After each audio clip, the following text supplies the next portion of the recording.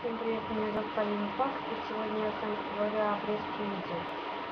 Ребята, я очень надеюсь, что вы меня поймете и отправите мне ссылку на программу, в которой можно редактировать видео, как, знаете, показывать по телевизору. Например, сказали слово «привет» или «здравствуйте», сразу появляется черный экран на несколько миллисекунд и продолжается дальше разговор.